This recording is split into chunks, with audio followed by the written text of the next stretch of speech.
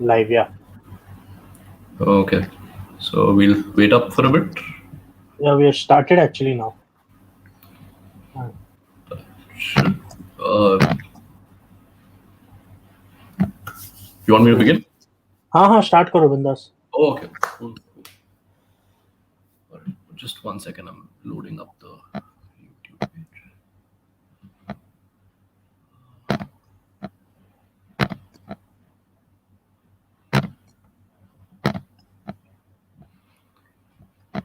Clive, can you just pause for Ajay?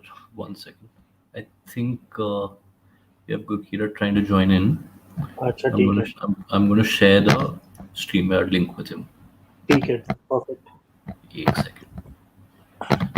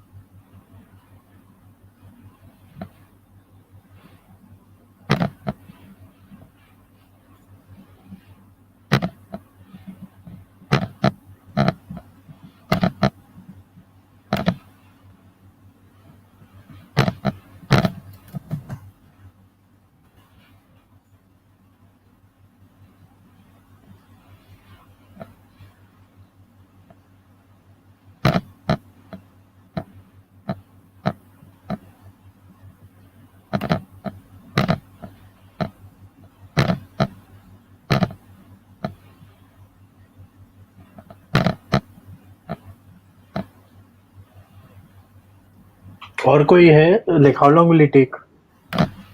I think so. I've shared the link. Maybe we should we get going? And when he joins, he Start. joins. Yeah, Cool. start करते हैं. हाँ. Cool. Okay. Hi guys. Hello everyone. We are back after a long while because there's so much news today. India have announced the squad for the T20 World Cup, which is just a little over a month away. As is the case with most squad announcements, there's always a lot of debate. Although I personally feel this is one of the most balanced squads that India has announced in a while, in the sense that the amount of outrage on social media is possibly the least I've seen in a while. I have Clive, who is here with me. Uh, Clive, I have a very obvious first question for you. 6 Mumbai Indians players out of 15. You must be a proud man. I didn't even notice that. Yes, 40% of Team India is Mumbai Indians. Yeah, no, but actually look at it that way. The best T20 team has is very well represented in the Indian squad. So I think fair enough. Man, most of the three of those names were definitely going to be picked come what may. And if you wanted to add Surya Kumar Yadav as well, given how he started off his international career, was going to be so. I'm genuinely happy to see Ishan Kishan there because they could have been a good chance of Ishan Kishan going in as the reserve as part of the reserves and Chahal getting over Rahul Chahar. But yeah, given that India has gone in with this with Chahar's quicker leg spin option, and they have decided to use Ishan Kishan as a backup, very happy with how the at least with the contingent of Mumbai Indian players selected. They and Kishan and Chahar deserve it fully. Anyone who actually gets picked right now deserves it. It's just dependent on the form and how India wants to play their the World Cup. If you look at if I will discuss it later, but if you look at that whole batting lineup, okay, Yeah. it's very attacking batting lineup. Yeah. And just these two selection calls that you spoke about, Kishan over Iyer and Chahar over Chahal, Hmm. to me also reflects a growth in the Indian selection mindset. We have cried and cribbed for far too long about reputations at times taking greater precedence over recent form and factors pertaining to the actual tournament as opposed to the past. But you see in these two decisions that has kind of changed. We'll touch on both of them, but I feel the place where you have to begin is the return of the world's best test spinner who doesn't get any test matches these days. Ravi Chandan Ashwin back in the T20 squad. What a whirlwind few weeks it has been for him. Yeah, so Ashwin was dropped 2016 World T20. I think he didn't finish his quota of overs. Okay, that was what started his decline in white ball cricket, if you look at it Yeah, that way. yeah, He didn't finish his quota in that semi final, with that famous semi final. Then 2017 Champions Trophy final happened. And then obviously after that, he was dropped from for the Kuldeep and Chahal combination. That whole cycle to come back, because since then he has been performing in the IPL. Okay, we can say that he has been inconsistent here and there. Okay, but he has been one of the best off spinners in the IPL, and I think it was a fair enough call. More so given after Washington Sundar getting injured, it was the most obvious pick to be made for India, because you don't have anyone else who can ball with that new ball if required in Dubai and in UAE actually. And if you look at how the pitches, I looking at how India has selected five spinners. Okay, yeah. I'm pretty sure India is expecting a pitch where the average score might be in the range of 140 to 150. Okay, or I don't think so. It might go more than 160 as well, because these pitches are going to be used a lot by the time the World T20 starts.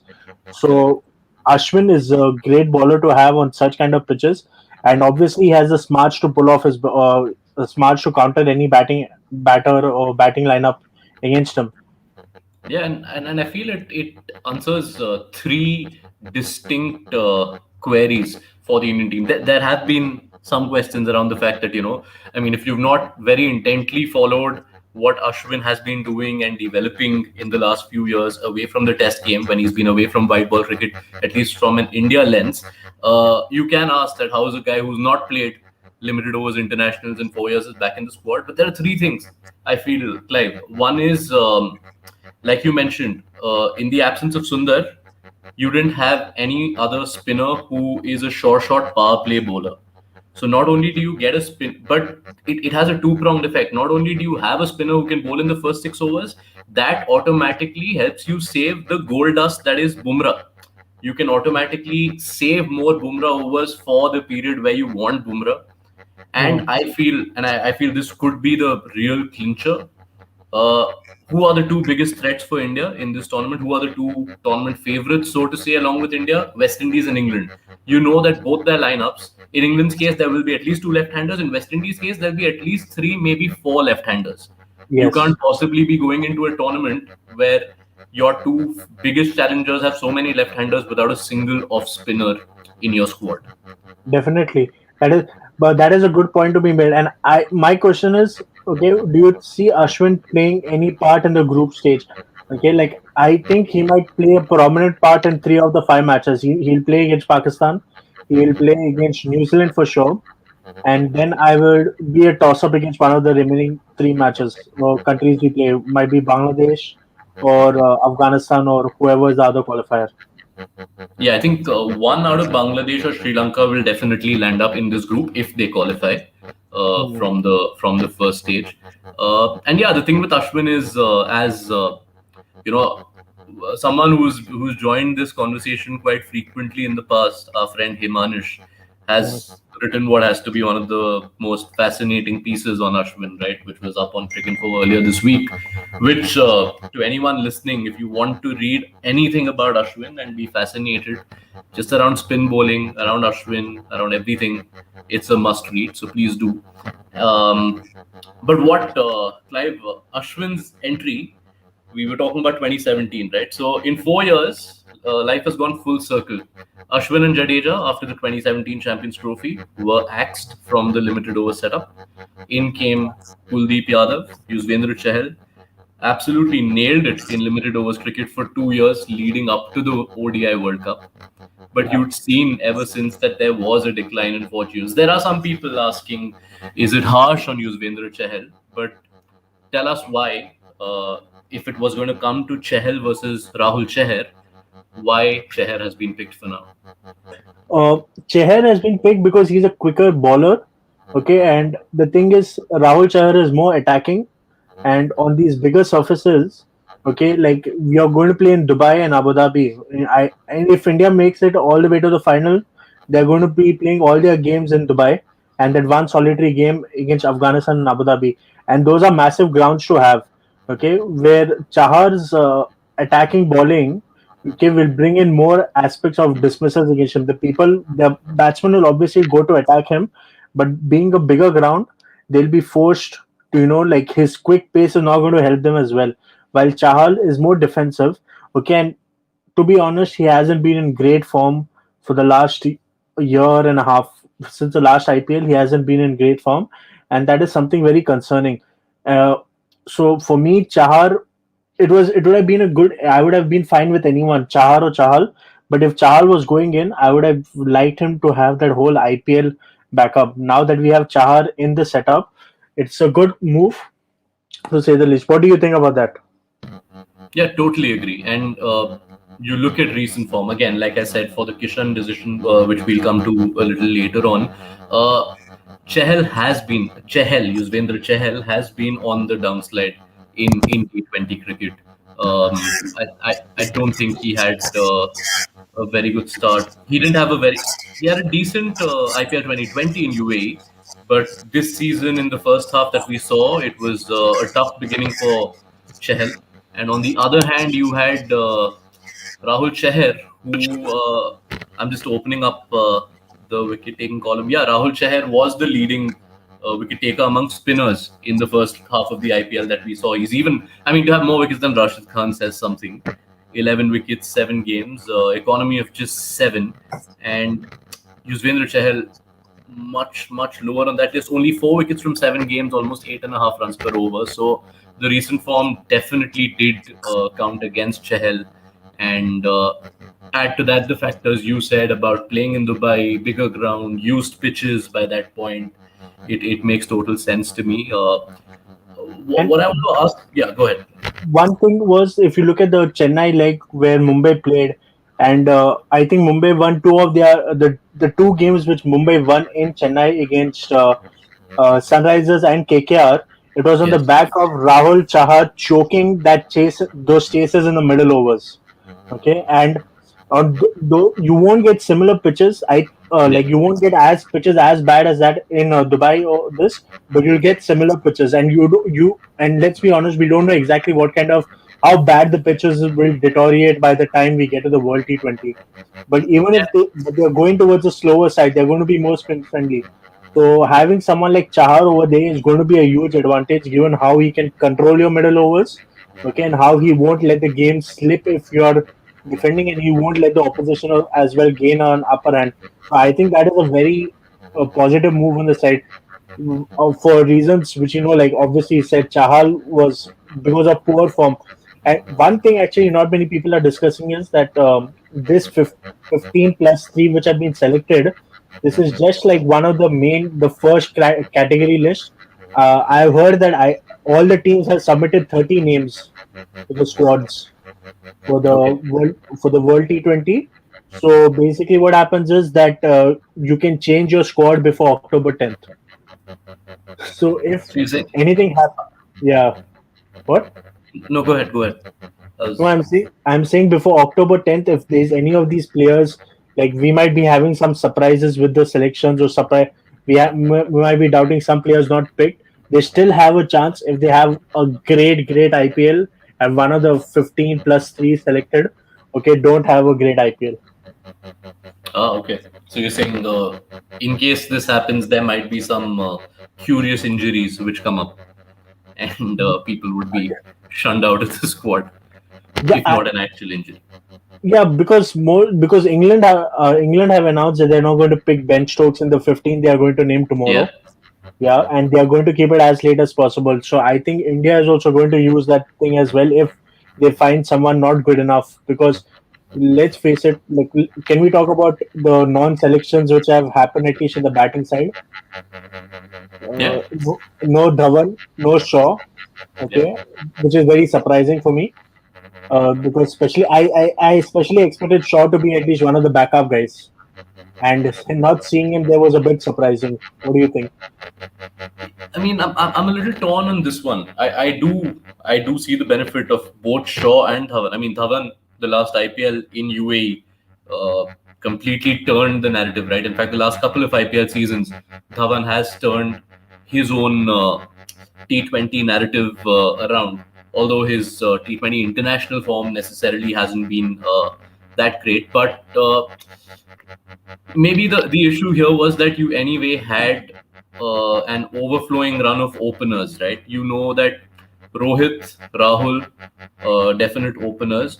Kohli, the last time India played a T20 international series, said I will be opening for India in T20 internationals. Although, I mean, we do know that our captain can change his opinion every couple of months. I mean, when India reached England a few months back, Ashwin was part of India's best test team, which played a test championship final.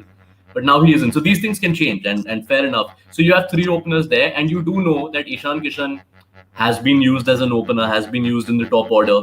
So the multi dimensions he brings as a backup. I mean, you know you can bat Ishan in the middle order. You know he can be an opener. He did quite well in the UAE as well, right? When Rohit was injured last Yeah, season.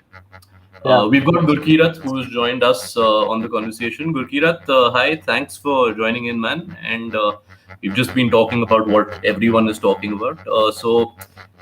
First up, your big takeaways from the squad. From whatever I've seen you tweeting, you're fairly happy with the mix that's been selected. Yeah, I genuinely think that it's probably the most proactive Indian selectors have been since the time I've been following Indian cricket. I know, Dhawan, like those who like Dhawan would say that he's unlucky to miss out, which is probably true because, of the two World Cups he's played before, he probably didn't deserve to be in the side at that point of time. And, when he's at the,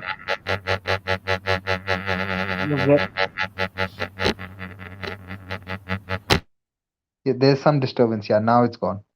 Yeah, so I think Dhawan's a peculiar case considering when he's at his peak of uh, of his powers as a T20 opener, he's been left out. But you can't fault the selectors for that. I mean, uh, instead of selecting an Iyer or a Dhawan, they've they've selected one player who covers both the bases and a wicket, and who's also a wicket keeping option in Kishan because he can open, he can bat in the middle order, and he provides flexibility with the gloves. So India can very well actually play a top seven or top eight where, yeah, yes, there's a lot of, yeah. I think India can actually play a top seven or a top eight where you have an alternate left hand right hand combination all throughout. Especially say if India do play if say India choose not to play KL Rahul. So if they open with Rohit and Virat, then you can have Kishan at three, Sky at four, Pant at five, Hardik at six, then Jadeja at seven, and it pretty much covers all bases. And in terms of having those matchups also, you sort of neutralize it. So there's not much that you can fault the selectors. There's some saying that probably they are a pacer shot, but I think what they've decided is that they've decided to take a punt on Hardik's bowling. They're looking at him bowling 2 overs, if not more, and they feel that the spinners that they have will more or less do the job. And I'm very happy with Ashwin's inclusion. I think with Sundar out, he's probably the best off spinner that you have to counter the left arm threat. And what they've done, brilliantly, and I never expected this to happen. I thought that they will pick a Shardul, is the inclusion of Akshar because he can actually bowl in the power play to right handers, and his numbers bowling in the power play are brilliant. He's been one of Delhi Capitals pillars, you can say. Always goes under noticed and under, you could also say he's probably underrated.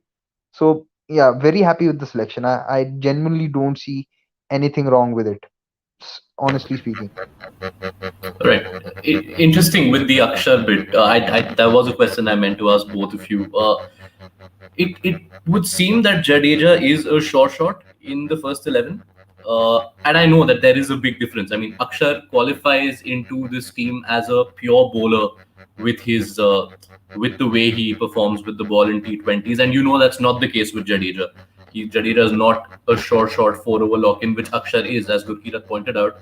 But do you ever see a combination where both of them fit into an 11? This question is to both of you. So one after the other. Clive first. I don't think so. We will see both Akshar and Jadeja ever together at any point in the World T20. Uh, Purely because they both have unless India decide to go with this whole approach where they are going to take the ball, because you're definitely going to play Rahul Chahar on in UAE, and Jadeja, you don't want another player bowler like that. You might go in with an Ashwin, you might go in with a Varun Chakravarti, okay, and see how that goes. So I don't think so that it might ever happen. But if it does happen, it might be against one of the qualifiers, just to see, and if India is qualified by that point, just to see how it could work out for them. But I honestly don't see it happening, at least or realistically, in the World T20. Gurkeerat? I think it will come down. I think Ashwin the sure shot for sure after Jadeja, one spinner. I think it will be between, like Clive mentioned, between Chahar and Chakravarti somewhere. What could happen though is, say, if you have a team or if you have a matchup where the you have right-handers who start slow against left-arm spin in the power play. If they have that kind of a matchup, then I feel someone like an Akshar might play. But if you have right-handers in the middle order who struggle against leg spin or the ball turning away, then I think they'll play Rahul Chahar because Chahar doesn't really bowl in the power play, while Akshar has done it quite often. So I think it might come down to the kind of opposition they might play and what you call as matchups.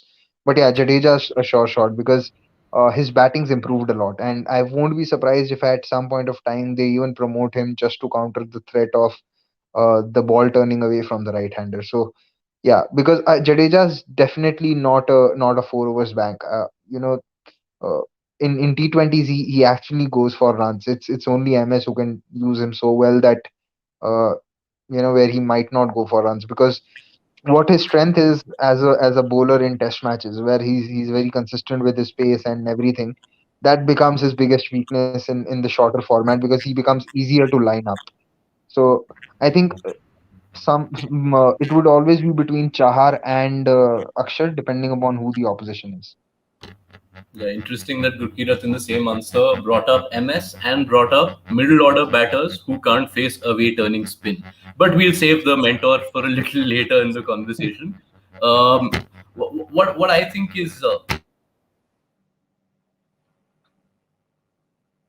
sorry, guys. I seem to drop out for a second. What I do feel is, and I said this in jest on Twitter after seeing the squad, that the second game, which is New Zealand, we're seeing how New Zealand are faring presently in Bangladesh. But I know Dhaka is a different ball game. But Gurkeerat Clive was talking about how India play a majority of games in Dubai, and obviously this World Cup will come after a bunch of IPL matches, so there'll be used grounds.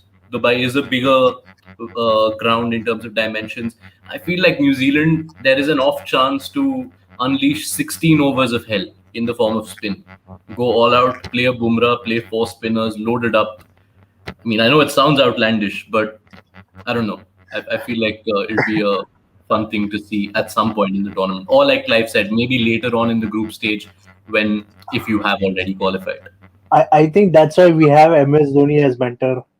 He's the best spin captain to unleash that whole strategy. So if that, I don't think so that is going to happen. But if it happens, that's going to be so much fun because we have 16 bankable spin bowlers and then Bumrah as well.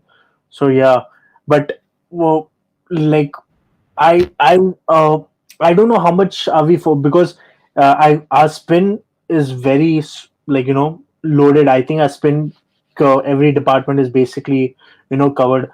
It's the pacers who, except Bumrah, the two pacers, Shami and what's his name, Bhuvi. Those are the ones which I'm a bit concerned about. Like Bhuvi didn't have a good first half of the IPL. He was I think SRH was banking on him to be at least good enough, him and Natarajan to be good enough, so that along with that they have Rashid, so they have 12 good overs of Rashid, and they can get 8 overs out of their average bowlers and win matches. But because Bhuvi was not good enough, and then Natarajan got injured, that hurt SRH at that point. I'm still concerned about Bhuvi's for bowling form, and I'm a bit surprised that India decided to take him in the first 15. Even though if he's completely fit and we have no questions about his fitness, then fair enough. But that is like a big question mark for me because on pitches like this, he's a very good bowler to have. He knows what kind of balls to ball on these pitches. He's no, he's going to like ball the short ones, the back of the length. He's going to even use the slow balls. So he's a good bowler to have. But the thing is, are we going to see him consistent enough throughout the World T20? And that is my big concern right now. So I feel seeing so on movie first. I feel in the IPL 5, he did have a niggle during the IPL. He played 5 of the 7 games that SRH played. Yes, the returns on those 5 games weren't quite impressive, but if you look at the time when he was fit, which was the whole England series, T20Is as well as ODIs, which happened in India, Bhuvi literally won a few games on his own, and we started seeing signs of that old Bhuvi, which pointed to a great merger, because we know that if we have Bumrah, of course, and a fit and anywhere close to completely firing Bhuvi, it sort of covers your pace base. It's also quite clear with this team selection. If you've selected only 3 pacers in your squad, it's pretty much you're spelling it out that it will be 2 pacers plus Hardik. So Bumrah obviously plays every game, which brings me to a question which I will come to after this. I am worried about the workload on our best bowler. But Gurkirat, is there a case for there being a matchup based decision in terms of who you play between Bhuvi and Shami? That be some games where you want the greater pace of Shami? Could that put him higher up in the pack for some matches over Bhuvi?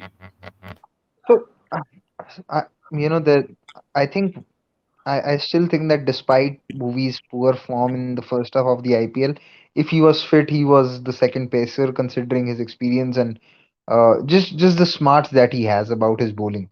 I think even though his pace has come down once again a little bit, he still knows how to get away with it, which a lot of Indian bowlers or other bowlers don't know. As far as Shami is concerned, uh, I do think he's improved, but he's still slightly inconsistent. And like you said, I think where they know that the middle order or a middle overs enforcer is needed, you'd probably play Shami because of his pace.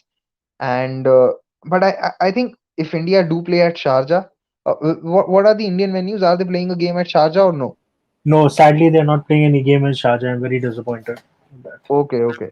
So yeah, if they were playing in Sharjah, then I think there was a case where all three paces would have played because loading with spin in Sharjah is like you know what I'm getting at. The ground is so small that it's much easier to hit spin than pace. So uh, because they're not going to play in Sharjah now, I genuinely rule out the possibility of all three of them playing. Uh, In fact, in all the games. I think that they against the weaker teams they might rest Bumrah, like you said, because of his workload. There they might play Shami and Bhuvi.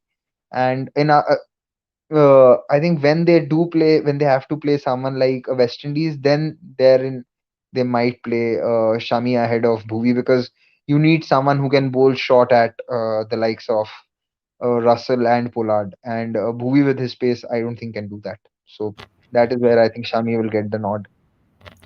In fact, Gurkirat, to answer your question on the venues, 4 of India's 5 group games are in Dubai, and the knockout rounds are anyway in Dubai. So if India do go the distance, 6 out of 7 matches, they'll play Yeah. at the Dubai International Stadium. Because at Abu Dhabi, at Abu Dhabi, because it's a slightly open stadium than what Dubai is, with the breeze you can expect some new ball assistance. So if India were playing a lot of games at Abu Dhabi with the wind blowing, I'm not aware of what the weather conditions are going to be because last year in the IPL the wind was a factor because you knew Siraj was seaming and swinging the ball. Then you could have probably made a case of in one of the games India playing all three paces. But now that you're saying that India are playing four in Dubai and then the knockouts are in Dubai, it's pretty much ruled out that India will play all three paces. Hardik will probably bowl 2 overs and the other two will bowl 4 and 4. The breeze is always going to be a factor in Abu Dhabi because the ground is like near to port areas, so the breeze always comes in from the seas. So that's always going to be a factor, come what may. But given that we are going to play only one game, that too against Afghanistan, and it's going to be a day game on Friday. So yeah, I don't think so that much they will experiment much. They might just go with Shami and Bumrah over there.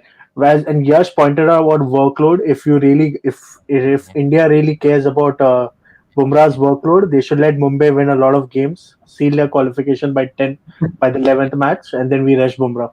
Yeah, you're preempting what I want to say because look, I'm genuinely worried about this. Bumrah's bowled 151 overs in England. Hmm. Bumrah, if he plays the Manchester Test, will have played five back-to-back tests for the first time in his life. He's never played more than four back-to-back Test matches so far. So, and considering the series isn't won, you would imagine not playing Bumrah is not in consideration right now, considering the flack that you might cop if that works out badly. So you've got this situation where Bumrah's bowled a lot in the tests. He comes to Mumbai Indians within 5 days of, I mean, the IPL begins within 5 days of the last test ending. And right now, he plays every single game because Mumbai are presently fourth on the table. I know Clive, they will do their usual thing and win the tournament. But considering the next option is Dhaval Kulkarni, Bumrah is going to play every game unless that scenario comes where you've qualified with 3 games to go. And then without a break, the World Cup comes in. Are we, I mean, I don't want to tempt fate and be the guy who's killed on Twitter if this ends up being true 2 months from now. But are we overworking our most priceless asset for this format before the But World Cup? definitely, it's a bit scary that we we haven't given Bumrah proper rest and all that. I think it would have been a different scenario if we had more the bowler, the kind of bowler. I obviously the Test team, each bowler is a different kind of bowler, and Bumrah is one bowler who is completely different from the whole bowling quartet of Umesh, Shami, Ishant, whoever those guys, Siraj, Shardul. So there was no chance of him resting. I think it would have always been rotating those other four guys and somewhere including and always having Bumrah. So I am really concerned about the fact that Bumrah is being overworked to this point. Okay, but there will be a point where I don't think so. Mumbai Indians are going to do it obviously because they have no incentive to do it unless they really care about India at that point. They have no personal incentive. So I think right after the IPL, those 14 days gap is very crucial as to how India manage. And I think the physio or the Indian physio is going to be even giving personalized exercises or recovery sessions for these guys when they are with the franchises, because I think last year when the whole Rohit Sharma saga happened, there was clear. I learned that the BCCI has their doctors dictating how the franchise physios take care of their players, at least when they are on franchise duty or if they are selected for the squad. So I think that is also going to be playing a major part. Hopefully, we don't see, and Bumrah's recovery, at least once the test series is over, is much more better managed. But yeah, it looks a bit scary, and you never know when anything can happen. Fingers crossed. To me, the variable to rely on is the brilliant English weather. The forecast for Manchester, there's a lot of rain expected over the 5 days of the test match. So hopefully that automatically does both things. It wins you the series and Bumrah doesn't have to bowl too much. I just want to take up one of the comments. We've got Karthik Senthil sends a message in favor of Shardul Thakur. Hi Karthik, thanks for tuning in. I think Shardul is a better option than Shami, he says. Shami is really good in tests, but in T20, Shardul at least takes wickets. Even though he may go for runs, he will also make the batting lineup stronger so India can go for it, just like CSK in 2021. Interesting reference point. Gurkirat, Shardul, obviously, right now he is the talk of the town. He didn't win a player of the match because he was the lord of the match and whatnot. In T20s, where do you stand on him? Because he does leak, as Karthik Senthil is saying, but he also has what is colloquially described as the happy knack. Tends to take a lot of wickets. Where do you stand on him not making the squad? I think with the Indian team deciding that they will not uh, they will have Hardik as the third pacer. Shardul got ruled out with that happening, because if they would have planned to play another pacer, then he would have been there. And yeah, I know he has that happy knack and everything, but cricketing sense also has to prevail eventually. His economy rate is that of more than 9. And at number 8, you have to think how many balls will he be able to face to create that impact. Can he create that impact consistently at number 8 than a proper bowler? I don't think so. Even though I had him in my squad because I expected the Indian selectors to, add him for his batting depth, because Virat has been too big on batting depth of late. But I think eventually a good decision's been made. Uh, 100% so agree with that. And as Clive will remind us, the last T20 that Shardul Thakur played, he played a part in the opposing team chasing down, what was it, 90 runs in the last 6 overs, Clive? yeah, so 130 runs in the last 10 overs, I remember. Yeah, and Shardul Thakur and Lungi and Gidi were prime suspects on that night at the Kotla. See, and the thing is, Karthik's point is actually very good that he increases the batting depth. There's no doubt he would increase the batting depth. Okay. And he picks wickets as well. That is also, there's no question about it. But the important factor is that India has, with their selection, have basically shown what kind of pitches they are expecting. And they are expecting pitches where the average score is going to be in the 150, 160 range.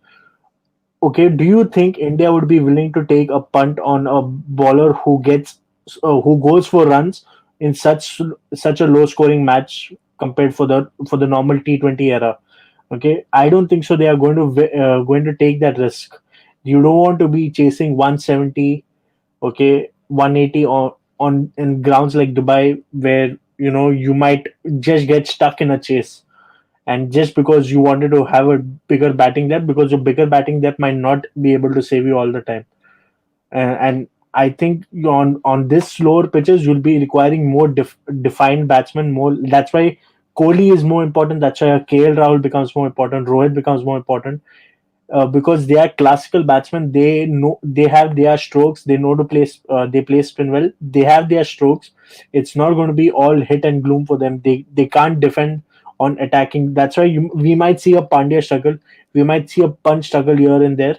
Okay, in some games against good spin oppositions, we might see them both struggle.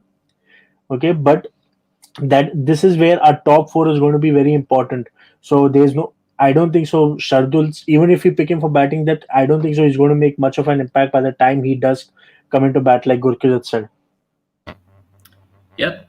And if you look at the batting, the only real question that I can see people having is why is Iyer not in the first 15? He is part of the three backups who've been named, but he's not in the 15. And it's quite clear that Ishan Kishan is the one who's taken that spot. If you were thinking that Iyer was going to have a spot, I went through some of the numbers, which I'm just going to spell out, and then after that, you guys can say what you think. You look at all T20s since the start of 2019. In the middle overs, they're both fairly similar in terms of scoring rate. Iyer goes at 7.53 runs per over, Kishan scores 7.73. If you look at the depth, there is a sizable difference. Iyer is 9.7 and Ishan Kishan scores at almost 11.5 runs per over in the death overs of T20s. And also a distinguisher is how they go against pace. And right now, I didn't have the tools to go against high pace, which is an area where Iyer in particular has had his troubles. But in general, facing pace, Iyer 7.6 runs per over, Kishan 8.2 runs per over. Having said all of this, Rukirat, you first. Right move, Kishan over Iyer, if that was the one-on-one battle. I I think by picking a year, India have not only picked up a middle order batsman, essentially a left-handed middle order batsman, because apart from Pant, there isn't a left-hander batsman. They've also picked up a reserve keeper, and they have picked up a reserve opener. So essentially, a lot of versatility that Kishan brings has gone into his favor. And apart from that, you have to see that when India lost that T20I series in Australia, they struggled against the likes of Zampa and Swepson, and they realized that, and that is why they added someone like Surya Kumar Yadav and Kishan in the T20 squad against England. And the way Surya played, he was a certainty anyway, because He attacks both kinds of spin very well, whether the ball's coming in or going away. And with Kishan again, you could, like I said, you could actually have a batting order that is alternatively left hand, right till number seven, number eight. And if you bring in Iyer, that goes out of the picture. Also, what goes against him is that the likes of the likes of Rohit and Kohli are slow starters. I'll just like to correct myself. India won the T20s, but yes, they did struggle against the likes of Swepson and Zampa anyway. So what I'm trying to say is that Iyer, because of how the rest of the certainties in the team are, found it very difficult to make it to the side. Even KL Rahul, we have seen start slowly in the IPL. So with Iyer coming in, you would have had another player who starts slowly, and uh, this you have to agree, even if you are an Iyer fan, that the ceiling that comes with Ishan Kishan is higher than the ceiling that comes with Shreyas Iyer. So you have to feel for him because he's performed even when India have sent him at number six. He's done well in that England series, but it is what it is. This is which is why I said that India have been very proactive because 2 years ago, if they would have selected this team, I have no doubt in my mind that both Shikhar Dhawan and Iyer would have been in the squad, uh, and even Yuzvendra Chahal. But 2 years ago, Yuzvendra Chahal would have made a proper case anyway. So, which is why I'm saying that 2 years ago, had they probably picked up the squad, they would have had not only Shikhar Dhawan and Iyer in the squad, they would have probably had Manish Pandey as well. So, from that point of view, they deserve a lot of credit. And this is the same management in some way which has stuck with Ajinkya Rahane for so long, who's been inconsistent, and at the same time they've been able to ask someone like Yuzvendra Chahal to go from the team because they found an able replacement. So the management this time, especially the selectors, deserve a lot of credit because they've tried to cover as many bases as possible, which they haven't done earlier. If you look at the teams that they picked in the last three World T20s, you'll know what I'm talking about. Yeah, and I certainly. I really I really like the Manish Pandey point brought up because not even a year back we had Manish Pandey in the T20 side and he was He batting in the He was in middle of Australia. He was batting at number five in Australia, and yeah, this is when everyone knows that his best position is number three. So when you have Virat already in the team, with KL now also starting to take his time, you really can't have the likes of Iyer and Manish who are also number threes, and have them bat at four and five. That's a recipe for disaster. no, but Yeah, Gurki, the scary thing wait, just let me finish. Gurkita, the thing with KL is that when he starts off, he's starting off slow with Punjab. Okay, because obviously he has that thing that he's the only big batsman or whatever. That's his reasoning, and he has to bat deep, which I think is a very flawed explanation for his batting in the IPL because he's much more capable of that, and he's someone who can attack with much more assurance than other players. He's not like an attacking he's not someone like a Rahane whose attacking shots won't get you value and is more likely to dismiss you. KL Rahul is a guy who can attack with more assurance of that he will get his runs and he's less likely to get out than an average bat. But that aside, I think it's an intent issue with him. And if he takes that intent that I'm going to go out and bash the bowling attack in the World T20, which this Indian batting lineup will allow him to do, okay, I hope he does that because that him and Rohit doing it together is going to give us strong, powerful shots in the power play. With then Kohli commanding the middle overs along with the rest of the guys. Okay, so it took us 40 minutes on this conversation, Clive, to for the first mention of the word intent. This has to be some sort of a record in a conversation around Indian T20 cricket. I want to get some of our questions in. So just in order, Cataclysm has been writing. I've got an answer to this, so I'll give this one and then pose the rest of the questions to you guys. Cataclysm says if Akshar and Jadeja playing together is very less probable, then why is he not in the reserve and Deepak Chahar not in the squad, especially considering Bhuvi's form? Who are the most likely to make it to the squad? Okay, I'll answer the first one first to you, Cataclysm. I feel the clear cut reasoning is you can't have a backup there. So if let's say Jadeja picks up a one game niggle, if someone is ruled out of the tournament, then it's a different question. But when a player picks up a one game niggle where they can come back in the tournament, what do you do as a replacement? One thing that's happened is that with Sundar missing out, with Washington Sundar injured and out of the reckoning, he was India's only spin bowling option who you can rely on with the bat, with no disrespect to Ashwin and everyone else. So if Jadeja were to fall, you kind of the only like for like is Akshar. You kind of need him in the squad for that purpose. Aside from the fact that Gurkirat mentioned that there are Akshar can be utilized as a specialist bowler alongside Jadeja, who's there to fill 4 overs along with Hardik. As far as Deepak, you didn't have room for both Deepak Chahar and Bhuvneshwar Kumar. You know that the way you've selected the squad, you're only going to have one pacer apart from Bumrah playing, and in that Bhuvneshwar Kumar and Deepak Chahar were never going to play together. Uh, you had to pick one, as Clive and Gurkirat mentioned earlier in the conversation. Bhuvneshwar, with his even his recent form, the English series, the kind of impact he had, and also history, record, big tournament numbers, had to get the first pick. I'm going to take the next comment to Gurkirat. Anirudh had written, Anirudh Iswaran, assuming KL, Rohit, Virat, Sky, Hardik Pandya, Jadeja fit in the top seven in any order, who do you think the four bowlers will be? Bumrah is the only obvious pick. So, Gurkirat, very quickly, your first choice, three bowlers to fit in this setup. Bumrah's there for sure. Bumrah and Ashwin for sure. Then Bhuvi. And like I said before, the fourth bowler is going to depend upon matchups. Whether it is Varun, Rahul, or Akshar is going to depend on the kind of opposition you are playing. It's as simple as that. Clive, you agree with that? Yeah, Similar? same. Bumrah, Bhuvi, and Ash for me. First three, and then Ash's spot can be interchangeable with whoever you want, and again, whatever the opposition is. Okay. Ray PMB9 says, all caps, even Akash Chopra said that five spinners is a luxury and three seamers is less, seeing the workload. I think, Ray, if you've been listening, we kind of almost agreed that there will only be two seamers playing in pretty much every game India play. And in that regard, uh, you've got three bowlers to choose from. If the tournament goes as per plan and India seal qualification with victories over Pakistan, New Zealand, and Afghanistan in the first three games, you even have the luxury to rest Bumrah. Then Shami and Bhuvi can be the two pacers in the last two group games.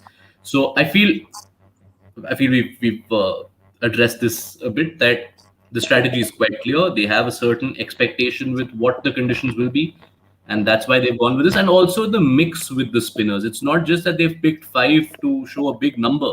You've got five very distinct spinners.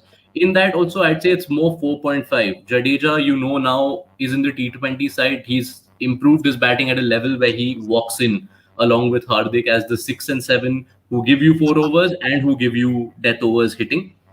Uh, After that, you get one classic left arm orthodox in Akshar, you get the offie in Ashwin, you get a leggy in Rahul Chahar, and you get the variable bowler in Varun Chakravarti. I'll take Karthik Senthil's next comment to you, Gurkirat. Can you guys share your thoughts on Kohli opening with Rohit? Because Kohli personally has admitted he likes to open for India. Do we take what Kohli says at face value, Gurkirat? Never, never do that. Yeah, now, I don't see Kohli and Rohit starting to open straight away. I think India will still start with Rahul opening with Rohit, Kohli at one down. Because the one thing that we have to realize is that you know in Kohli's head, it's always that worry that if he gets out, the innings might fall apart, which sort of also explains why he's become of late a slow starter in T20s, and tends to take his time and then explode in the last five. So I think he will not open unless he feels that Rahul is out of form, or any other issue. So I don't see him opening straight away, even if he does, unless he does brilliantly in the IPL and Rahul is doing very poorly in the IPL. So I don't see that happening anyway. I feel that the first seven would be Rohit, Rahul, Kohli, Suryakumar, then Pant, Hardik, and Jadeja. Though I wouldn't mind the option, like I had said initially, wherein India do play Kishan at three and have Rohit and Kohli opening. Because then what they have is, a left hand, right hand till number seven, number eight. But the thing is, like Clive mentioned, that KL Rahul's a proper batsman in terms of, uh, he can bat at 140, 145 without taking a lot of risk. His range is something which is brilliant. So it would just actually come down to how the team management's feeling about Rahul's intent. If his intent is great, which I think, now he'll work on in the next 7 games in the IPL. If he's batting with a strike rate of 140 right from the beginning, I don't see any reason for India to not have Rohit and Rahul opening. So it's important that he does it, because Rahul's ceiling is much higher than what you would say is the ceiling of an Ishan Kishan. Uh, if even if both of them are playing well. So from that point of view, it's great. It would be very imperative for India to have Rahul strike from straight away, because if he doesn't, then I think Kishan would come in at number three, and then Kohli would open. I don't think Kohli and Rohit are opening right from the first game. Right. Ray PMB9 also says, nice to see Bhuvi bowling 123 kilometers per hour, and this year his IPL wasn't that great before he was injured. Ray, if you're choosing to see that 5 match sample from the IPL 2021 season, the first half that we saw, then I'd maybe also implore you to see the 5 match sample from the T20Is against England immediately before that, as well as the ODIs, and how Bhuvi bowled at the death, how he operated, how we saw him seal a few crunch situations in those games against an England lineup, no less. So if he is fully fit, I think we've discussed this a bit at the top. There isn't much to debate in our minds, at least, about Bhuvneshwar Kumar's inclusion. Clive, I'd like you to address the bit on the conditions that Ray points in his next statement. There are many pitches in Dubai. I don't expect turners and also 140 plus bowlers. Only Bumrah fills that category. There's a reason why you feel this mix is fine with the conditions. Do you want to repeat that, Clive? Yeah, Dubai, they have around, okay, so basically they have, I think, four pitches which can be used, okay, at any given point. And then you have the other, the actually there are seven, eight pitches. Four pitches can be used, and the other two on the side are practice pitches. So those four pitches are I'm pretty sure are going to be used a lot by the time the World T20 starts, because Dubai is hosting uh, I think around 20 games, or no, sorry, 18, 20 games before the World T20 starts. So it's going to take a toll on it. And the summer it's been really hot. So I think the pitches have been cracking a bit here and there as well. So I'm sure it's going to be a slow track. It's going to be something, it's not going to be high scoring as last year's IPL, because last year's IPL was pretty much fresh. There were no games played in Dubai at that point. So I'm pretty sure that at least we'll see some, the pitches dying out by the time the World T20 starts. So, and obviously, like Ray has pointed out, we need a 140 plus bowler, and only Bumrah is that, and the other guy is Shami. So maybe if you want to go with that combination, but I don't think so. Will require that on that pitches. India's 15th selected has been selected to target the conditions which they'll be getting in Dubai. Right. So I think we've covered most of the aspects of the squad announcement. Of course, with an Indian squad announcement, you can't ever cover enough. But before we Oh, finish, let's talk Yash, about the finish. Go ahead, Clive. I just want to remember there was this game where I think it was against West Indies when Kohli came to bat after the 14th or 15th over, and he just smashed the West Indies bowlers. Okay, that is, I think, also one way. If India really wants to get funky, okay, they can open with KL, they can open with Rohit and tell them, we give you all the permission to go and blast out in the first 6 overs. If you do well, good enough. If you don't, we'll send Sky and Kishan to consolidate it. Then punt at that point, and then for the last 6 7 overs, okay, we might have someone like Kohli, Hardik, and Pant blasting off. And I don't mind giving Kohli that role if he's fine with it. And it's way out of the box. I don't think so. That is one of the top five ideas also Kohli has about his role in the side. But if he does that, that is going to make his job much more simpler because he is all he has to do is attack, and I think he's one of the best death batsmen India have. Like we don't think about it much, but he's one of the best batsmen to have in the death for at least. Yeah, So man. this is something, I was also coming to that his pace range, his his pace range is actually second to none in if you look at from an Indian batsman point of view. I mean, the way he played Mark Wood in Ahmedabad in the series was something brilliant to see because everyone else was just struggling for pace, and he was the one who was timing it and hitting him for fours and sixes like it was some child's play. But what remains to be seen here is that can he replicate it if he's coming into bat, say, around the 12th or 13th over, or does he need those 20 odd balls to do it? If he can replicate it, if he's coming into bat at the 12th or the 13th over mark, then nothing like it. Because then, like Clive said, it actually gives the batting order much more fluidity and much more freedom in terms of whatever they want to do. Because even if, say, you have a collapse, then you have Kohli to handle it anyway. And if everything works out, then you can actually make teams bat much more aggressively and take much more risk against you just for the fact that no target sort of impossible for this batting lineup with Kohli coming in at 4 or 5 or at the 12th or the 13th over mark, because if he explodes in the end, then there's nothing like it genuinely. But yeah, a lot of it has to be seen if he can only do it if he's played those 10, 12 to 20 balls rather, or can he do it when he's played just those 7, 8 odd deliveries. The innings that Clive's mentioning is the one that came at the 1K day. It's also easier to do that 1K day for any batsman, I feel, because of the kind of pitch it is. But another thing to do it in Dubai, where the ball is definitely going to stop a bit and then come on the bat.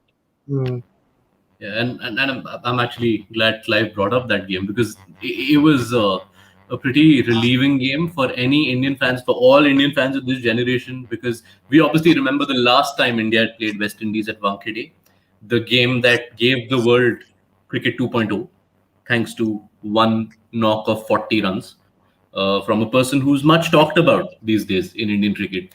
But then cut to 2019 December and India smashed 240.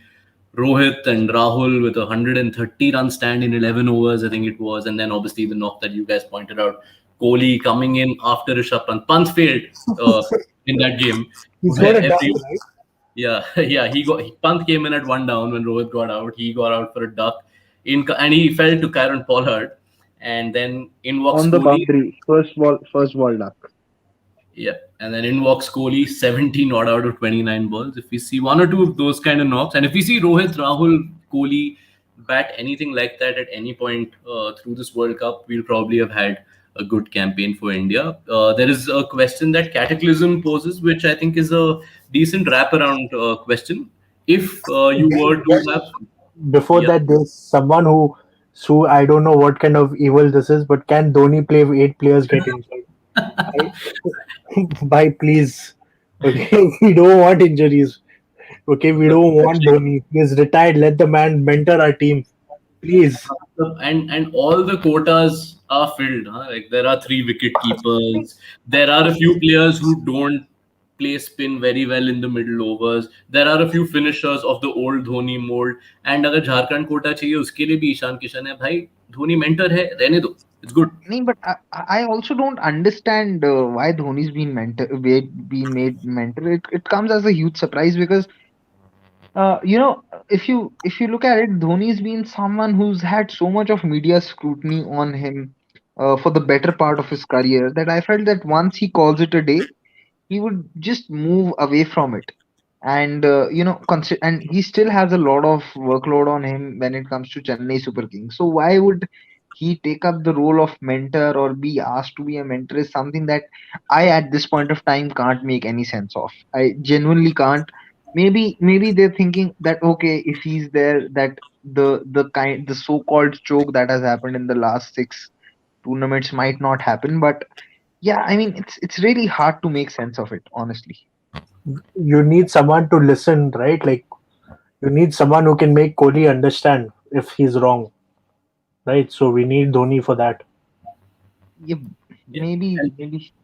But yeah, if you need one, if you need someone like if you're doing that now, then might as well I would have done it much earlier. I don't know, but then if it's just that what you're saying, which makes sense, then is it a long term role? Then why would you not have it long term? Because the next T20 World Cup is also next year only, and then you have the 2023 World Cup. So would be interesting if it's just that. See, yeah. I think if I'm being serious about it, I think it's keeping in mind that Kohli would Kohli, sorry, Dhoni is someone who is captained on spinning Mhm. tracks, and he would want someone. And Rohit hasn't done it, neither Kohli has done it. KL also hasn't done it. So whoever the other established captains in the squad haven't done, aren't experts in captaining spinners. So they want someone like Dhoni who at least has that sort of experience, and they asked him if he's willing to do it. I know, like, that is a far fetched thought, but that could be one of the reasons that if he's going to come and help them out a bit, because he's very valuable come what may when it comes with spinners, and we have Mhm. seen that with Chennai. No, you make a good point. I didn't think it this way. You make a good point. Yep. Yep. It's a good note to. I think, guys, we are more or less rounded up with the conversation. Clive, Gurkirat, any last thoughts you want to share? Do we want to risk doing predictions? Where do you see this Indian team ending? However you guys feel like closing this up. Yes, I have stopped doing any predictions because my heart definitely can't handle them anymore if it doesn't come true. Gurkirat, any closing comments, even if not a prediction? Eh, it's I wouldn't make predictions as such because it's such a fickle format because if you look at the 2014 T20 World Cup, we obviously didn't pick the best side that we could have, but we still reached the finals because Kohli was in such a great form, and then Ashwin and Mishra did their thing at that point of time. And similarly, if you look at the 2016 World Cup, apart from Kohli, no one even scored 100 runs together in the tournament, but India still reached the semi-finals. So a well-rounded side for sure. I think it's the best that India could have picked considering the conditions. But yeah, predictions are hard in this format. Definitely very hard. They should reach the semis, and from there on, you just need a little bit of luck. I mean, a lot of people forget that in 2016 World T20, Darren Sammy won all the tosses. Maybe if Darren Sammy had lost the toss in the 2016 semi-final and India would have chosen to bowl first, maybe they would have done better. Who knows? So yeah, I mean, I do expect them to reach the last four or the last two, but to win, you need that slight luck that is needed in one-off games, and in T20 you need it even more because it's not a format where you are sure of the quality team coming out on top. It's such a short format that Yeah, just one odd over can change it. Like in test matches, you do know that the quality team is going to more or less going to come out on top. In ODIs, there's a lot more assurance of that, but you can't say that it will happen for sure. In T20s, you can just it just takes one player literally to make sure that even the inferior side can win. So I find it quite pointless to make predictions in T20, honestly. I am really glad to have a three on this panel when no one wants to give predictions. Yeah, and completely agree with the points you raise. On a lighter note, I just hope that it's not a trend that a captain needs to win all tosses for a team to win a World Cup. Because if that's the case, India might as well not participate, right? Given the track record. Clive, for you, I mean, I wish you. I mean, you're the closest to the action, at least as far as the three of us are concerned. You are in the country, which will see all the cricket for the next 2 months or so. I ideally want to see a new IPL winner, but for your sake, I hope you see two of your teams win titles in back-to-back months, and that would be quite a year for you. I do want to bring up Karthik's comment, which is something we're glad to hear. Karthik Senthil says, "Well done, guys. This is my first time hearing you guys. Really good and healthy discussion. Looking forward to more of these." Thank you so much. That means a lot to all of us, and yeah, hopefully we've got a packed T20 I, calendar coming up. I just have something to say to Clive, just to ensure that I can say something on the IPL front. So most of the MI squad has been selected anyway, except for maybe Krunal. On the other hand, three of the DC players who were in contention missed out. Four if you count Avesh. So I suppose that there's going to be some hunger of proving a point from the likes of Shikhar, Shaw, Iyer, and Avesh, and I hope that they they take it quite seriously and perform to their full capabilities and ensure that there's a different winner this time in the IPL.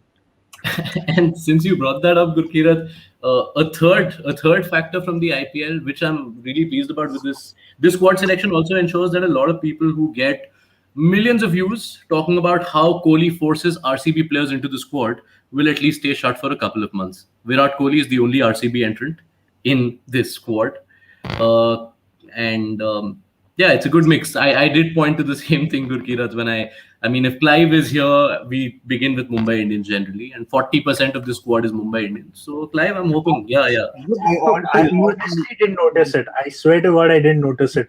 I was No, just actually, someone tweeted on one of my tweets that where I said the same thing, that now this selection has put to rest the theory of RCB quota, and there's a rift between Ashwin and Virat. So someone's like, but there is an MI quota, and I was about to quote tweet that tweet and say something that there it's not MI quota. It would be absolutely foolish for the BCCI to not pick Indian players from the side that has been winning the most number of games in the IPL.